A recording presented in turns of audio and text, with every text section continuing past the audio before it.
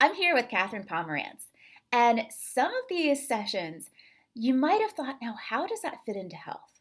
This is going to be another one of those where you're going to come away with this absolutely amazing connection between other parts of your life and health. And I promise you, you're going to be blown away by what Katherine has to tell us.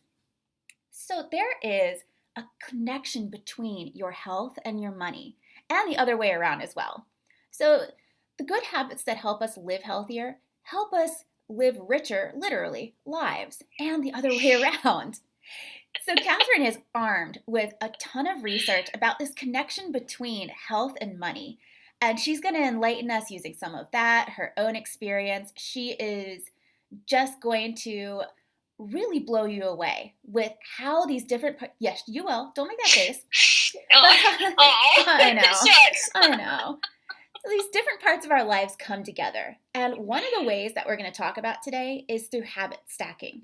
And she'll explain everything about that to you if you've never heard that term. But we're going to find out how we can use habit stacking to change our health and our money at the same time so that they can work together to make us have a healthy lifestyle. So anyway, tell us, please, this sounds amazing. I want to know how to be healthier and richer.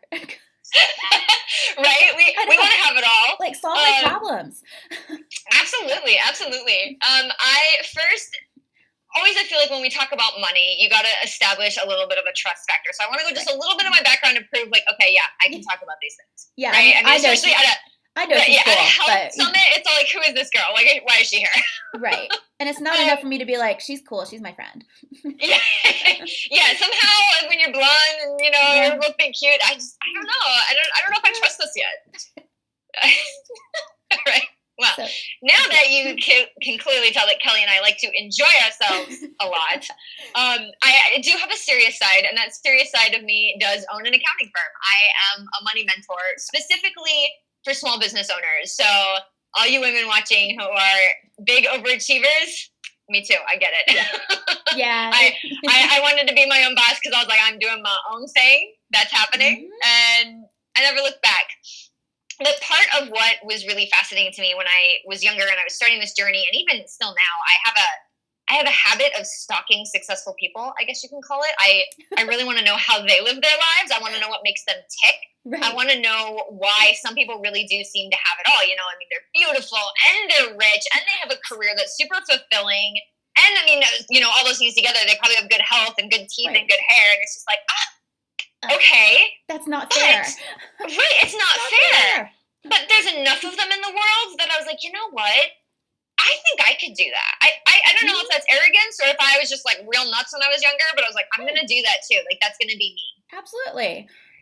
And so I specifically got my expertise in finance and went that route. And, now I do tax and bookkeeping services. But the more that I hung out in the personal finance realm and the more I was working with these really successful entrepreneurs, the more it became clear that there is a link between our health and our money and our earning potential, I guess is what you can call it. When you're healthy, you can earn more, and kind of vice versa. If you have money, it's easier to shop organic or to pay for good health insurance and all of those things that help fulfill us and keep us going and keep us from being stressed. And it was sort of like, well, is it the chicken or the egg? Like, what comes first? Is it the money that helps us? Is it the health that helps us? Where are we at? And everybody comes from such different backgrounds and everybody has a different success story. And so it really does become, in my mind, they're the same thing. They are the same thing. And us counting them as separate goals is hurting us. And then I discovered a book called The Miracle Morning by Hal Elrond. And he talks about habit stacking. And it kind of blew me away because that was when I got the idea that, oh my gosh, it is all interconnected and we can work on it all at the same time without getting squirrel symptom or without being overwhelmed or without feeling like, okay, well, when I'm healthy, then I'll go get that promotion. Or, okay, when I have saved up enough, then I'll go get that, personal trainer or that medical procedure or, that thing that I want. It's like we can do them simultaneously without them being separate goals. But before I go into all that, that's my little teaser for you all. I do want to bring you some evidence because Kelly's right. I have evidence. I even took notes because I swear, guys, I'm such a nerd at heart. I'm such a little accountant. I'm going to read you my facts and figures. Hey, we didn't all get where we are by not being nerds. So you are in good company at the summit. Shucks. Shucks again. But this is the proof. Hey, you don't have to take my word for it. I am not doing anything particularly novel. There is tons of research that supports this crazy idea that we can get rich and we can get healthy all together. Yeah. And so I just want to start by just reading off some of my favorite facts. These are my favorite fun facts. A Duke University study found that low credit scores could be used to predict increased risk of cardiovascular disease. So if your credit's bad, you may also have bad heart disease. Which also, I mean, if you think about it, there's stress. There is not eating well because it's expensive to eat well. It can be to eat fresh food. There's a connection between gum disease and that. So, I mean, if you don't get your teeth cleaned, it starts to make sense. Yeah, are you stealing my show? I'm not. Are you stealing my presentation? No, hit me with more facts. I mean, it makes total sense if you start thinking about it.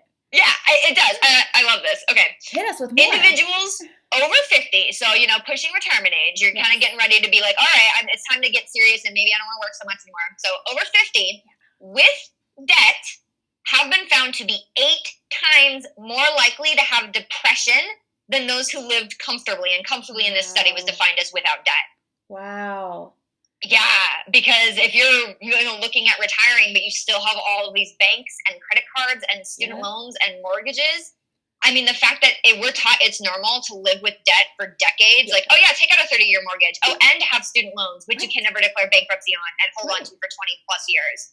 And sometimes we'll refinance those things, so they just keep going longer and longer and longer. And that's how we get to our successful point for lots of people. And, I think there's probably a lot of nodding heads out there like, yeah. We've all done that. Uh-huh. Like, oops. But yeah, you hold on to that debt for a really long time, and that's kind of depressing. Yeah. You may start to kind of feel like you're failing, which, hey, depression and health, there's another one. Mm-hmm.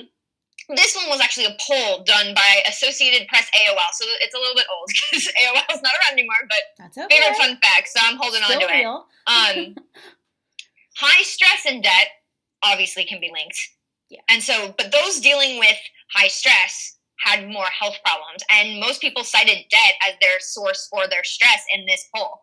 And 25% of those in debt, and this was in conjunction to the study, they'd done a bunch of just questions about health. Right. So they themselves admitted, I have high stress and I'm in debt.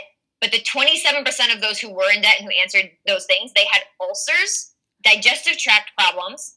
8% of the people who were debt-free had ulcers and digestive tract problems. 44% suffered from migraines and other headaches. And 15% of the debt-free people did. So that's proportionally huge, but then just even looking at numbers, that's double the number of people. So again, there's a really strong connection between living under chronic stress and debt and having these extra obligations on us and, all these health issues that come from the disease. You've already brought up the gum disease one, but people that have less money or they are perceived less money because they've got all these different financial things to pay for, they also suffer from type 2 diabetes more, gum disease you already brought up, heart disease, and they have higher rates of obesity, hypertension, and high blood pressure than the average across all of humanity.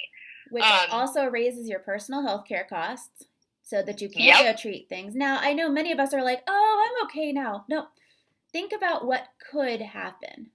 Just this, we're not saying that any of you are necessarily suffering from these big things, but she's bringing the facts with what could happen and why there's a connection. So this is the perfect point to talk about it in our lives as we're achieving and we're not near the end. And I particularly love that you were going after overachieving women because this is something that, overachievers unite. I obviously love being an overachiever. I love being I call it high achievers, right? We want to be high achievers. We want to do big things with our lives. Right. But that also is a lot of stress that we're already carrying. And most of us are probably in a career that even though we may not be struggling with the low income side of some of those facts, like we may be making enough money. Right. I work with business. I'm a money mentor for entrepreneurs. I work with millionaires. Literally, I help people make millions and millions of dollars. Your income level does not matter if you can't manage the money after you're making it. Right. You're going to still have all the same stress and chronic stress. It's like there's a lot of things, and I bet a ton of people in this summer are going to bring up things that actually I'll mention later. I've got a cool way that all this stuff will tie in together, but things that help with your day-to-day stress and with managing your productivity and things that can help relieve the day-to-day symptoms. But if you don't address the underlying issues of chronic stress, it's not actually going to go away. And so much of just how we're structured to think about money and the way that we're structured to think about debt puts us under stress. Absolutely. And I'm here a little bit to advocate everyone should get debt free, but I'm not saying that you need to make that your focus. Like, we still want to be healthy, but I'm saying let's be financially healthy as well as everything else. Well, in this summit, we've talked about relationships. We've talked about other lifestyle factors that contribute to stress, which leads almost a direct connection to health problems. And, it could be as small as you're an emotional eater, all the way to your stress starts to create an ulcer, or it starts to create inflammation in your body, which leads to pretty much a disease playground. Let's not get scared. We can turn it all around. But these lifestyle factors, there's more to it than your food and your exercise. There's a lot that goes into having a lifestyle that is conducive to being healthy. And you're absolutely right that yes, debt-free would be awesome, but perhaps we're not at that stage in our lives yet. But it's a goal that helps reduce stress. Oh yeah, and this is the thing that when I started working with money and I started learning about money and I went into the field that I'm in, it's incredibly easy to become financially savvy. And I will use myself as an example again. I actually started my life as an actress, and I was a dancer. I was an artist. I was doing the whole free spirit. I love myself. I'm doing everything just for me. I don't care about my income. And that was still in and of itself a type of high achieving because I was trying to find a different path. And of course, all my friends were struggling with money because of the starving artist thing. But I noticed that even there, it had nothing to do with our income, because plenty of people in that field actually make really good money. Yeah. But they just don't know what to do with it, and they didn't know how to manage it. And so I started going down that rabbit hole and just looking at, what does business mean and what does money mean? A year later, I owned my own accounting firm. I did not have an accounting degree. I still don't have a finance or business degree. I'm completely self-taught. And if we want to talk about stereotypes, actress up there they're not necessarily traditionally known for being really, really smart. So, not to say that I'm not, but I'm just saying I didn't come from being all I'm a lawyer and now I'm the most brilliant money person. It's no, me and my husband and my family, we're still working through a lot of our own things with money. We always will be, but they go hand in hand with everything that you're talking about, with your health because of the stress issues, with your relationships. Yes. Money is the number one reason couples fight consistently. Yes. It ranks above kids. It ranks above every other issue. And so if you're talking about living a happy, healthy lifestyle, let's talk about finance. Yeah. Because it's not nearly as scary or as hard, or you need all this expertise. That's not true. That is blatantly false. And I'm going to walk you through some simple things to get there. So, I think we don't necessarily take this holistic approach to our lives to see what keeps us healthy. As in, what are all these stressors? What are these variables coming in that could affect our health down the road? Because your body is a chain of systems. Literally, it's a chain of systems. But it also, each of those systems are part of a larger chain of your environment, what's going on around you. And just as relationships have been a topic in this summit, this is definitely interesting. So I'd love to know some of your tips. Hit us with those tips. Absolutely. Okay, so this is where habit stacking is my favorite. It's my favorite brain hack, and I call it a brain hack because it seems like you're hacking your brain, but it's okay, this is one that works, guys. This legitimately is going to help you achieve big things. Yes. And the way that it works is that Hal Elrond, in his book The Miracle Morning, which I do highly recommend, it's a good book. It's a great book. He recognized what I was already recognizing. What a lot of people realize is that high achievers have morning routines. And what a morning routine does for us is incredible. It gives us a way to reset and refocus and start off the day on the right foot. Yeah. And so he was looking at these things, but he also noticed a secondary issue, which we've already brought up, is that life is very holistic. And so you can be a high achiever in one area, but be horribly falling down in others. How many people, how many famous people, for example, have these wonderful careers, make tons of money, and then their family life is a mess. Absolutely. Or I have a good close personal friend who was a lawyer who was very, very high achieving, was doing great with one of the people in her state had a heart attack way too young, had to be hospitalized because the stress was literally killing her. I mean, so crazy high achiever in one area, massive letdowns in others. And so Hal's idea... We can't be perfect all around. Something has to give, and often it is our own bodies or our mental health or our relationships. And so it's not surprising that when you're really killing it in other areas of your life that something starts to fall. Yeah. And so Hal's idea was, instead of being pulled into all these different directions, what if we could focus in on one direction and just like living our best life? How do we achieve that? What if we created a routine that could take little baby steps towards all of our goals? Like, is that possible? And he discovered a way to stack it. And then his system is very customizable, actually. So I don't follow what Hal's suggestion is in the book very closely anymore. I've developed my own version of it, but we'll go into that as well, because that's what's particularly exciting about this. But what happens is when you start stacking these habits together and you start combining financial health and physical health and relationship health, and you literally stack them on top of each other, they become a ritual. And our bodies are so physical. As you said, we're a system. And our minds are so physical. And we have muscle memory. And every time we go through that ritual of I do this, then I do this, then I do this, then I do this, it becomes automatic. It becomes one habit. So instead of working on all these habits, we work on one habit that it's a domino effect. It just, once you hit one, they all fall down, because that's how you learned it. You learned them all together, all at the same time. They're tied together. And that's how our lives worked anyway. So this habit stacking is really, really effective. Hal calls them lifesavers, which I just love, since we're talking about health and we're talking about money. It's a saver. Savers, excuse me, the S is extra in there.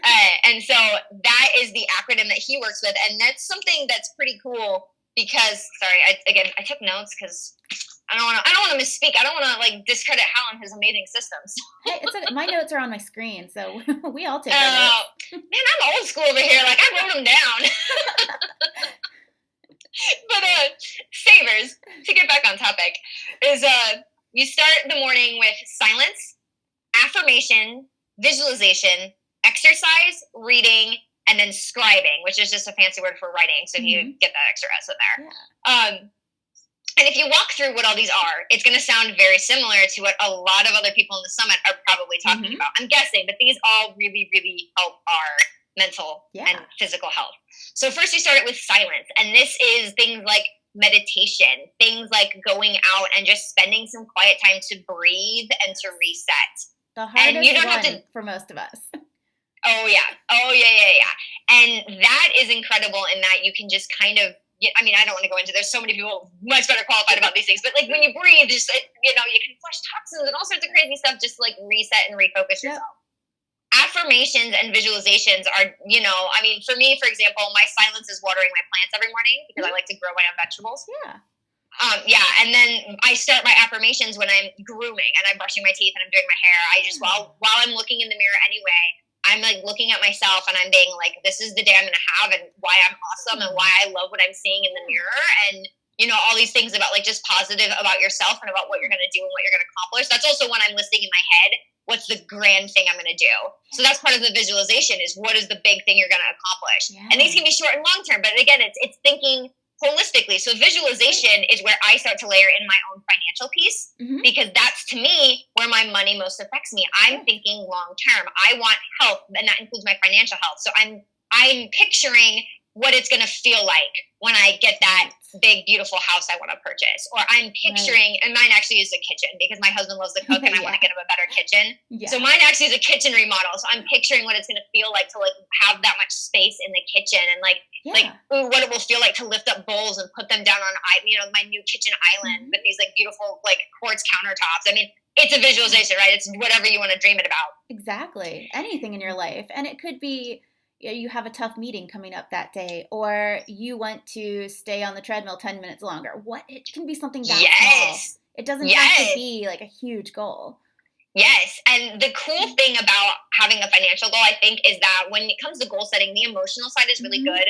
But then there's also, I'm sure many people have heard of SMART goals, where it needs to be specific and measurable and attainable and all these things. Finances, because it's numbers, already gives us that. Right. So, for example, credit score is a big one. I'm working on improving my credit score. Mm-hmm. I know the number I want, so I get the perfect interest rate so that when I do finance the kitchen, it's going to be a piece of cake. We'll practically do it for free because there'll be no interest to pay. Like things like that. Like little layering in like that is how I start to bring in my finance side to it. And for me, it's all linked. It's like new kitchen, healthier living. I mean, all these things like growing my own vegetables. To me, the health and the money is all connected. Right. And then you get exercise, which, hey, of course, that's great. That's obvious. We don't have to go into that one. Yeah. And then you get reading and you get scribing. And scribing is often journaling or writing out my to-do list, or, reading can be whatever the other goal is that I want to learn or focus on. Sometimes it's research for clients, or sometimes it's, a fun novel. I mean, it's whatever you want it to be.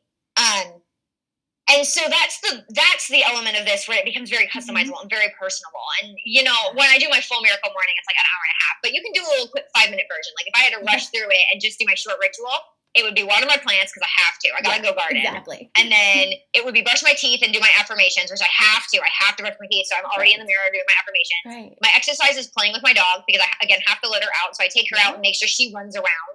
And I run around with her. My neighbors probably think I'm crazy. But again, it's important to me because I like my high energy. I like my youthful energy, if you will. I get that. But even that's health, right? My youthful energy and my spontaneity. Like it helps me with my relationships and my friendships and my overall outlook on life. So yeah, I'm gonna run around like a crazy person with my dog, and that's my exercise if I have no time for anything else. And then my reading list might be like a quick fun email from a newsletter I like, and then write out might be my to-do list, and then bam, I'm just into my first important thing of the day. Well, that's the miracle morning. That's also, I mean, this fits so perfectly into this whole healthy lifestyle idea where we are all fully aware that the days are jam-packed and they're not getting any less jam-packed. So being able to essentially multitask these things like you're describing is helpful. And, you're getting all these things done without adding extra to your morning because, I mean, if that were easy, you would have done it already. So, that's kind of what I figure. If it were easy, you would have already done it. Exactly. Yeah. Exactly. So that was where this idea of habit stacking first came to me. And I do highly recommend the Miracle Morning. And I wanted to just give that an example of how, especially with financial goals and especially for high achievers, we often get wrapped up in our income and we think it's about our income and our value is tied up to the money. Right. And I want to take a quick minute to dispel that because, well, not dispel it, but we literally do that like, oh, I'm not getting paid what I'm worth. And that in and of itself means I'm not being appreciated. Right. And that's what money is. Money by itself is not this thing that we need to elevate. Money's a resource and it's an energy. It's nothingness. And I'm not that woo-woo, which, forgive me, I'm sure a lot of people are much more spiritual and stuff. I'm an accountant. Like, guys, okay, I have a type. I like hard and fast facts. So when I say money is nothingness, money is nothingness. The U.S., the entire world, has not been on the gold standard in decades. Our money is not tied to any value at all, except what we as humans have agreed to give it. At that point, money is literally then energy. We're exchanging just appreciation for each other. And once you kind of look at that and once you think of like, okay, that's what money is me exchanging, it's me receiving appreciation and me giving appreciation, that then is going to help you become more financially healthy because what you're going to spend it on is things you're going to appreciate. So things like health and things like, saving up for this impressive kitchen I want to build my husband because I love him and I love his cooking. Or having a fun night out, or, treating yourself to something. Money is, like with a bunch of other things we've talked about in this summit, a personal trainer, a yoga mat, fitness equipment. Money is a resource and a tool. That's all it is. And, certainly you can have a happy, healthy life on a shoestring budget, but it's nice to have a little bit of help with the resources. Yes, absolutely. And I really wanted to emphasize this point because the next thing I'm going to talk about is some ways that you can get financially healthy and take steps to be financially healthy that also support you becoming healthy physically and emotionally. Yeah. And I always want, I know I'm getting all serious. It's because I'm about to tell you guys that you should budget. And I bet a lot of people are like, yeah, budget. But a lot of people were all like, oh my gosh, I've so heard this before. and I know I should be budgeting, and I know I should be stop using my credit cards, and I know I should get out of all those things you're telling me, Catherine, I've all heard before, okay? I'm here to learn about, I've got bigger things. I mean, some of you might literally be fighting off diseases and dealing with medical bills. I mean, this is a health conference. Like, I don't want to downplay that. Like, this is serious. But I'm going to try and phrase things and frame things in a way, like with money, that you've not heard before. So that way, when I'm done talking about budgets, it's exciting and you can work towards it, and it's going to help you get healthier. Tell me if I pull this off, Kelly. It's a big goal. No, I think you're going to, because I can already think of a connection. Fantastic. Yeah. High achievers unite. So budgets. This is what most people think when they think budgets. It's I've got to cut back. Mm-hmm. I've got to limit myself. Yep. I've got to stop doing things. And this is how I'm thinking of a budget. And it goes back to how I think about money. Money is my resource. Mm-hmm. Money is my resource to achieve everything I want in my life. Right. And I mean that, you've heard me talk. I mean, not literally. Like, I have big dreams. Right. I have big aspirations, and money's going to get me there. So when I sit down to make my budget, first I list what's most important to me. Mm-hmm. And I have a fun budget because I love having fun. I have a charity budget because it's really important to me as a business owner and as a member of my community to be helping people, even just friends and family. I have a health budget.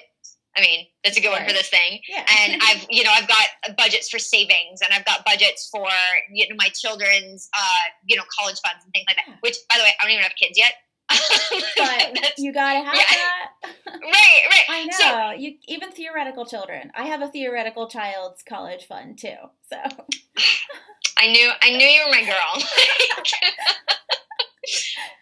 But all of that came from a list of values that I listed what was most important to me and what's most important to my husband. And we teamed up and we made that list. And that's how I started divvying up my budget. And so when I started looking at what we were making and what we were spending, that's how I start to decide, okay, I'm going to cut back on certain things because it's more important to me that I'm doing this instead. Like theoretically saving for a child that, we hope to have very soon. But it's like, okay, it's not there yet. So many people are probably like, that's nuts. Why would you do that? But it's really important to me.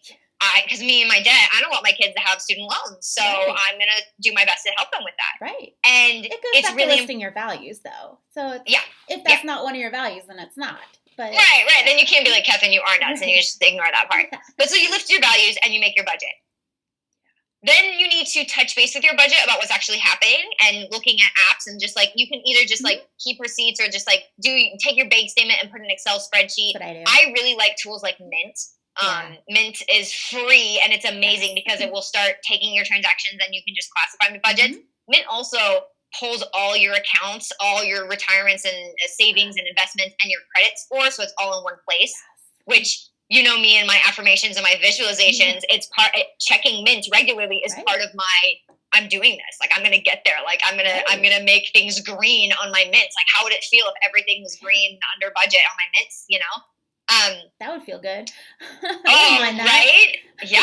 So, that good feeling is already enough. And so I probably should have brought it up earlier, but that visualization of how it feels, that good feeling is already enough of a release. Your brain believes you that it's a good feeling, and you're going to get that nice chemical boost. And so it's already going to help you support with these hard decisions. Hard. I say hard, but they can be hard. Yeah. Well, and I say hard in quotes because the more that you make these good decisions and you get that little kick of good feedback from your brain and from your own self and from just the pride of doing well, it's going to become easier. It's addicting to save money and to do all these things and to get healthier because you get this nice, like, positive boost. Well, in the very first video of the summit, I talked about visualizing, creating those goals, the SMART goals and all this. And it's probably, if you watch that first video, this is probably sounding awfully familiar to what we talked about with setting other goals. And now you can see how you can layer in some more too. So, maybe you start getting your resources together. You might time budget, you might money budget. I mean, these principles are all the same. And like Catherine's saying is with the habit stacking, that you can make all these layer in and you can make it really one single lifestyle. Yes, that you got it. Ding, ding, ding, ding, ding. It's a lifestyle. Yeah. And my budget is how I track my progress. So that's the next step is, okay, I've got the values. I've literally got a way to like either use an app or a spreadsheet and just track it up. And that's the part of budgeting everybody's seen before. Right. The part of budgeting that's really exciting is when you come back and you compare what happened in real life to that budget and then you adjust it. your budget is not a cage. It is not a prison. It is not, I have to do this. I'm not much, you probably got that. I'm not much of being told what to do, even by my own self. Me neither. Yeah. No. Even if somebody is all like, oh, I don't even want to follow my own budget. So like, if I notice that there's an area I'm constantly falling down on, I'm going to adjust my budget and I'm going to fix it. Now, does this sound like health goals, anybody? Does it sound a little familiar? And so these lifestyle habits, this is where this habit stacking starts to come in. If you're working on the discipline, if the discipline is your goal, it's going to pay off for you financially and in the health budget. The more you practice this type of lifestyle, the better at it you're going to get for all decisions. So, I mean, that also becomes part of my miracle morning is packing a lunch. That's where I'm going to start with, I'm being frugal and healthy at the same time. I'm doing portion control because I'm eating less and I'm spending less. Well, that's why packing my lunch, even if I have a lunch meeting, sometimes I'll still pack a lunch and just leave it in my office fridge, because it's like that is so much part of my ritual of I'm making smart decisions today. I'm going to pack a healthy lunch and I'm going to treat myself with the I always pack a little treat because of course you need that in your life. Exactly. Remember, this is no diet land here at this summit. Have some fun. It's okay to have fun. Yes. And so those habits really interplay with each other. I mean, that's how I cut back on drinking when I was younger, is when I realized how much I was spending on alcohol. I'm like, oh yeah, and even drinking heavily isn't good for you. So I almost never drink anymore, which is again, it's a personal thing. It's not like I'm up here like saying alcohol is bad, but it was just like, I don't need that in my life. And I've got really nice skin, and I think that's probably a good factor, is I make smart decisions about things. But you know what? If you start to see how much your habits cost you, that's a way to start shifting them toward whatever you may want. If you see that, here in DC at least, $10 a drink is a deal. So if you start spending $10 per drink, you go out with your friends, you are like $50 later, hopefully a little bit wasted at that point if you're going to pay that much. But these habits cost you money. Same with ordering a pizza every night. I tell the story when I'm talking about my weight loss a very long time ago. Thank God. Back in 2013, when I was writing my dissertation, I was at home and I had a grant where I could only write my dissertation. I couldn't work, and then I felt guilty, so I couldn't do anything else. So I ate. I spent enough money in 2013, not even the full year. My husband and I spent enough money on pizza and junk food where I could have bought a brand new Civic. I know. I believe you, but I'm so mad you don't have that Civic. Well, you know what? It was really fun to get fat. It was super duper fun to gain weight. I'm not going to say it's not fun to gain weight because that's not realistic. It is. But it's really expensive and it's a lot of work. So when you think about, when I added up, I was floored because I was like, wait a minute. I was like, what kind of car can I get for this amount of money? I was like, oh my God, I can get a brand new Civic for the amount that we spent on junk food this year.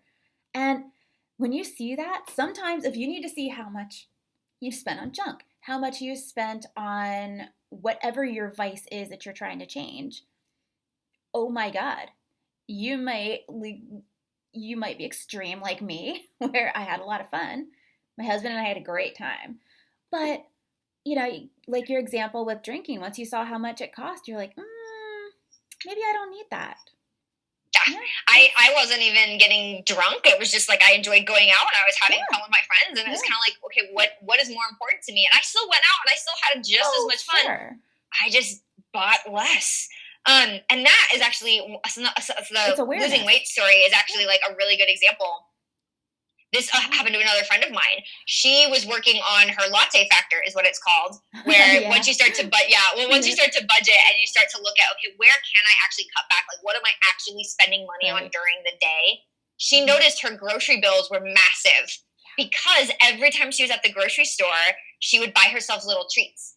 And like I do, but like every time she'd go out, she'd buy, those chocolates look delicious. Or, I worked so hard this week, I'm going to buy these little things. Or I'm going to buy like that. So she made the decision not to lose weight, actually. She just made the decision, I want a 401k. Yeah. So she started cutting back on that because it's not food she needed to live off of. Right. So she cut back on it. She lost 30 pounds. She wasn't even trying to lose weight. God. Yeah. Just cutting back on all those little treats. By the time she was out of debt and had reached her 401k goal, she'd also lost 30 pounds. And that keeps me the way that those things work together that keeps me going. I am not only being frugal, I'm being healthy. I'm not only being healthy, I'm being frugal. And the fact that, because sometimes like you mentioned, sometimes it's hard to be good. Sometimes it's like, I'm exhausted of always being healthy. And I'm like, okay, so this week I'm going to be frugal.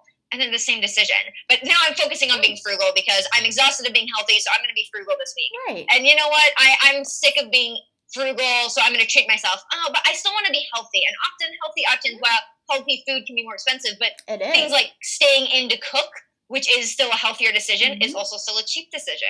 So the two are always, they're inseparable. You cannot separate the two. When it comes to food, they're often very connected because healthy food is not necessarily more expensive at, in the grocery line, but it goes bad. It goes bad faster than other food. You get more calories, as in more energy, from McDonald's for $2 than you do from my favorite place's smoothie bowl for $12. And you start to see how those who can't afford things that look like luxuries, like a smoothie bowl, they start to lose their health. They start to have trouble. And we often see that with some of the poverty-stricken communities, that they're in very poor health as well. It's very sad. It's a vicious cycle. And even people like us can get in that very easily, where, you aren't spending your money wisely and you make poor choices all around. Yeah, this works into things like scarcity mindset, where you're seeing life as a lack of something. Yes. And it can be a lack of health, or it can be a lack of money. Again, those things play off each other. So if you're focused on your lack of health, if you're focused on, I'll do those things after I lose the weight. That's a big one, right? I'll go out more after I lose the weight, or I'll finally go on that trip after I lose the weight, or I'll finally, or we can finally have my dream wedding after I lose the weight. If you're focused constantly on your lack of things, that pattern of thought is going to come up all the time with everything. And you're going to be, scarcity mindset is very, very scary. And how it affects us is like, you're now staying in and you're not hanging out with your friends because you got to lose that weight. But you're not losing the weight because you're constantly stressed. And the way that our body deals with stress, you have to have some sort of release. Yeah. And you end up overeating or going on a shopping spree, and it's like retail therapy. Those two things are so dieting and saving money are the same exact habits. I have a friend that works on oh gosh, her blog is something about yo-yo, and she's a coach, but she helps people both with credit card debt and with health, because it's the same exact habits. It really is. The same exact discipline. Yeah. Which is so not, it doesn't sound right when you first hear it, but the more you think, you're like, okay, all right. So you start budgeting, whether it is, I'm going to have that slice of cake, therefore I'm going to eat, something healthier afterwards. Or I'm going to go on that trip and then I'm going to bring my lunch all week. It's all that give and take. And I think you're right that learning those skills, learning that our resources are not scarce, period. Even if you are, if you have some debt to deal with, if you have big student loan payments, you just bought a house, you just bought a car, whatever it is, being in that mindset of, there's only a little bit to go around, it causes that stress, and then it causes you to make bad decisions. Yes. And that bad decision can take the form of overeating. Yeah. It can take the form of overspending. It can take the form of, I'll just treat myself. That is a very insidious thought, where it's just like, I deserve this. I worked so hard. I deserve this. And it's like, you do. Don't get me wrong. You totally But it's not necessarily because you worked hard. And it's like, what else do you deserve? What actually makes you happy in the long term? Right. It's like, that's the thing, is like going out with a friend is more rewarding than eating that cupcake, I mean, and that sounds so blasé, but it's like, those are the things that actually feed your soul, and those are the decisions you got to work towards. Well, and a lot of times you find when you're stressed and you're tired, you feel terrible, so you're going to be lazy all weekend, whatever it is. I'm going to lay in bed all weekend, which totally cool, by the way. That's fine sometimes. But, you decide, I'm going to do this because I don't feel well. Or I'm going to eat this cupcake because I don't feel well. Well, if you then turn around and you say, I am so awesome, I'm going to celebrate by laying around, or I'm going to celebrate by eating this cupcake, your rewards and your coping mechanisms get all goofed up. And you start to lose sight of the things that are actually things that can reward you, like spending time with friends, if you like your friends. If you like your friends, spending time with your friends is rewarding. Or choosing, I encourage people when they reach a goal to have some kind of little reward, a non-food one, unless, you really want a smoothie or something. I'm not going to hard and fast non-food. But those rewards are different. You hear all this stuff like get a massage, get your nails done, whatever it is, whatever makes you happy. That's a proper reward. That's a proper way to cope. It makes it very hard when we're under stress from whatever is going on in our lives. And there's always stuff going on. Always. Yeah. That is why you got to go back to things like your miracle morning too, because that becomes a ritual where it's built in. You've got the affirmation, you've got the visualization, you've got that reward coming to you every morning. You start off your day with a reward. You start off your day being stress-free and having that little moment of I'm awesome. And it's interesting that you brought up rest and like lazing around. Oh, I say rest because that's one of the things that I struggle with most, both with my frugality and my health, is I was feeling lazy, which just makes you depressed and just makes you want to lay around the house more. So now I tell myself, no, I'm not procrastinating. I am resting because I need energy to be healthy and to work and to make good decisions. So I am resting. That's if you put huge shift. Oh, for me, it was amazing because now I'm resting. So when I feel rested, okay, I'm done. And then I just keep working. It's like, I needed that. Like I needed that nap. I needed that weekend off. So, it was like until I don't feel rested again, or let's flip that. Until I do feel rested again, I will continue to rest. And that's what I need to be healthy. And that's hard for a lot of us. Oh, that's very hard. That took 2 years of being in business for myself to realize, I need rest and I need to stop beating myself up about taking breaks because I should be working hard. Yep. No matter what your goal is, a business or saving money or being the best mom in the world or being the best friend ever, whatever it is, you got to give yourself a break. Even if you love what you're doing, you got to give yourself a break physically, mentally, emotionally. Yeah, I want to give people some good action items related specifically to this and to physical health, to physical health and financial health, to health. Yes. So before we go, action items. Yeah. Oh, yeah. Because we've got people in a good mindset. So first off, it is the budgeting, and it is just start with your values. Figure out those latte factors. It's like, what are all those little things that you don't need to live and you don't need to be happy, and you can cut them away. Yes. That aren't serving you. Oh yeah, that aren't serving you. Yes. What a great phrase. Yes. That aren't serving you. Yeah. But that's again, having the budget and having that feedback loop that you can come back to. Having a budget makes all the goals. It's like, is this serving me or not? It's like, well, are you reaching your goals or not? You have to make them measurable, and that's what a budget is. Yes. That is your SMART goal. So people who are making those impulse buys then, impulse buys, impulse eating, that's that scarcity mindset we're talking about. Those things, you got to fight the retail therapy and you got to fight the stress eating. I would say things like, if it helps you to pull out your budget and look at how much budget you have, you can then, because sometimes that saves me. It's like, well, okay, how much do I have in my budget? Yeah. I don't have enough this month for the whole carton of ice cream. So maybe I'll do the smaller carton of ice cream. And then, as you sit there and you think about it, do I actually really want this ice cream? Yeah. No. Exactly. Yeah. And then maybe the answer is, yeah, I do. And then I'm like, okay, well, I'll get the small one because that's the one I can afford. But again, it's like, the answer is yes. Yeah. And that's okay, though. I sat and I thought about it. But oftentimes, if I'm making a big purchase or I can't stop myself from spending purchases, I will actually get up and leave my computer, or I'll close it down and I'll agree to think about it later. So I give myself time, because often if it truly is an impulse, we're going to want to fight that feeling. So that again is just give yourself a break and actually take a break. And having the budget for me and having that frugality mindset for me is how I fight that, because for me, it's a double layered goal. Right. If my health isn't enough of a motivation, maybe frugality is. Maybe it's like, okay, I'm going to take a break and think about this. And then when I come back, I can be like, do I actually want that?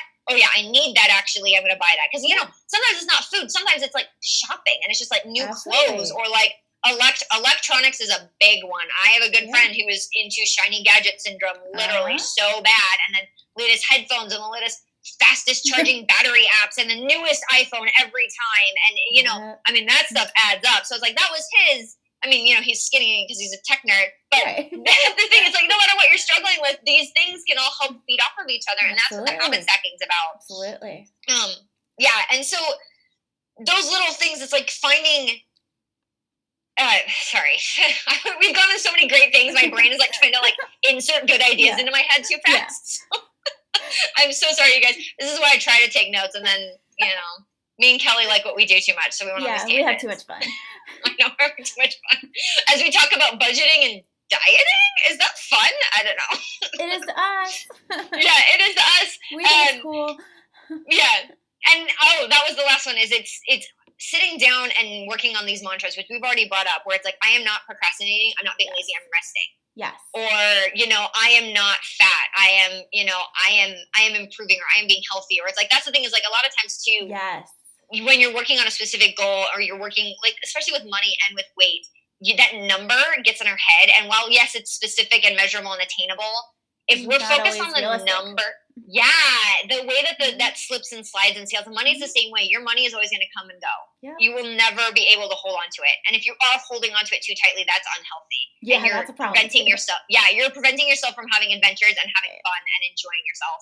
And I mean, it's the same thing with counting calories and all that stuff. It's like, you got to let go of the numbers and focus instead on the feeling. It's like, I am doing the best I can in my situation, or, I am healthy. I am working towards health generally. And the way that these things all stack, I'm trying to come up with good examples, but they're so personal because we each have a different internal head, head demon that beats us up. So identifying those thoughts and taking a second to stop it and flip it matters a lot when you're dealing with money and when you're dealing with health, because again, they're so emotional, and the discipline that it takes to be good at both of them is the same. And so we often have the same emotional baggage surrounding both. Absolutely. I'm a natural spender, and that's because I'm a natural saver, because I come from a fear-based thing. I mean, and I don't know, you may be able to tell from hearing me, like, I'm constantly saving up for all these things that haven't even happened yet. I do. And it's like, but it's like things like that was also affecting my health, because like the stress and stuff, it's like I thankfully have not gone through anything very traumatic, but there was a point where it's like I was, being so frugal, it was hurting even like my quality of food. Right. Because I was buying the cheapest food, which is not always the healthiest. Food. Not always. So there was all these other things at play where I wasn't taking care of myself, and I didn't want to go to the gym because I didn't want to pay for it, and like all these other things. And I'm like, okay, that's when Katherine had to take a step back and be like, it's okay to do these things. So even then, it's like, yes, I'm a money expert. Yeah, I know, we're all experts as much as we can be. We do our best. Oh, right, yeah. We do I'm our like, best. I'm really good at my job. I mean, I will brag about what I do, and I love what I would do on my clients. But expert always. Yeah. Because even I was struggling with my own money things, and it was affecting my health, and vice versa. And so I feel like I'm being repetitive at this point, but all the different little ways it interplays together. Once you start to realize it, it's life changing in a big way, and it's life changing in a really positive way. Because again, for me. It's exhausting to always be good. So if I'm done being good, being healthy, okay, I'll be good financially. And if I'm done being good financially and I just want to spoil myself, I'm going to do it on like a really intense hike, and I'm going to fly somewhere and go on a crazy hike or something. And, like take time off. Like I find ways that are still important to my values, but I cannot check in with that without my budget, which is driven by my values and which does include a fun budget. You got to give yourself those treats. Right, exactly. Yeah. And with things like the habit stacking in my miracle morning, if I didn't have a way to reset and have that feedback loop where I check in with part of the miracle morning, if you actually, which I didn't even bring up, is your most important thing in the day. It's your most important thing. That's part of my visualization, my affirmation is I identify my most important thing when I'm visualizing and affirming in front of the mirror, brushing my teeth, and I'm going to get it done. And then I can think back, did I get it done yesterday? I did. And sometimes you don't, but it's like, okay, so then that's still my most important thing, and I'm going to get it done today. And that, it's a brain hack, and I call it a brain hack because it makes it all so much easier to stay on track and to stay focused and to stay good, quote unquote. Yeah, exactly. Because you're giving yourself that reward. You're rewarding yourself with positive words and with happy feelings and with all these things that actually affect us way more than we want to admit. It's like if you're miserable, all of this probably just sounds like so hard and unattainable and like difficult. And it's like, I've been there. It's like, we've all been through depression of some stage or in some form. Oh, Yeah. I mean, let's get serious. It's like, that is true. It's like over half the country has depression. And like all those scary statistics I opened with, we laughed about them, but those are scary facts. They are.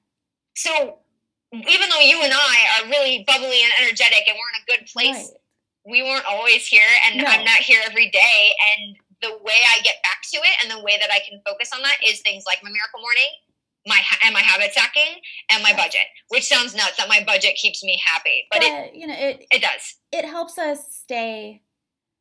We're a bunch of planners, and it helps us stay that way. So yeah.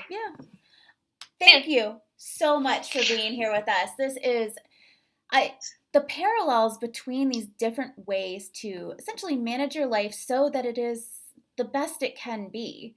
It comes from a lot of angles. So thank you very much for everything today. Yeah. I always love talking to you. I'm happy to be here. I love this stuff. So thank you for indulging my weird, like, health and money are the same thing, like, theory. Well, I think we might all buy into that now. Fantastic.